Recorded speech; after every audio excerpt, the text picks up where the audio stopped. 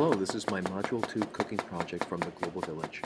Richard Wilk's book, Home Cooking in the Global Village, was an insider's look to the globalization and evolution of the New World, with an emphasis on Belize. Ultimately, his viewpoints are about how society and food paths were paved through improvising the development of industry, and not necessarily intentional. According to Jeffrey Fleischer's professor of food studies, he states that national cuisine derives from interaction and not dominance. The legacy that colonialism has had on that particular area of the world is still felt to this day.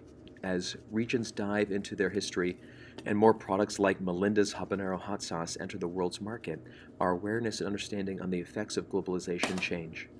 This unique perspective on the specific regional cuisine is compelling.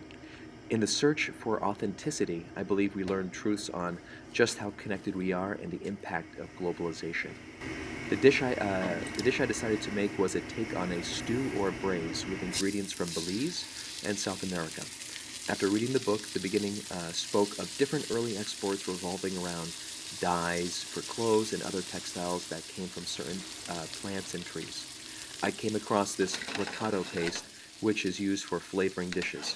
The intense color from the achote or annatto seed gives the dish a beautiful, almost terracotta color. People probably are more familiar with annatto seeds because they're used to color things like Velveeta or like cheaper butters to make them yellow. So it has a very bright yellow color. What makes the dish so global is the blending of these different spices from different regions.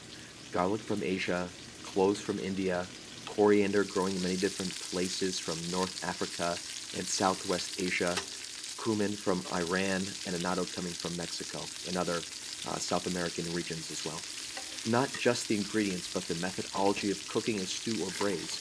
Both methods can take tough pieces of meat and make them tender, as well as stretch rations and portions. Initially I intended on using plantains, only to not find them when I went shopping. So I settled on potatoes, which I felt was not a stretch, and I applied a similar cooking technique to them. The other aspects of globalization is also the classic French technique that I used to deglaze the pan, to pre-sear, the cartouche lid that went on top to act as an impromptu lid. All those things were interpretations of, my view on how the dish could have been prepared. So by taking a traditional dish and then modifying it, I again introduce other global influences on it.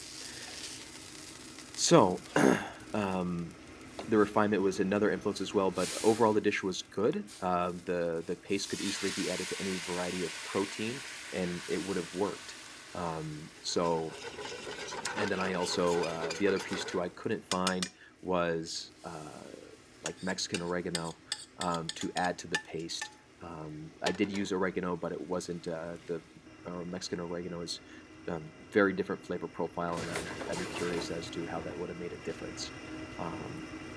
Overall, I was pretty pleased with the dish. I did it at my kitchen here, so I fed some other people who were in there, and they seemed to enjoy it just as well. Anyway, thank you for watching.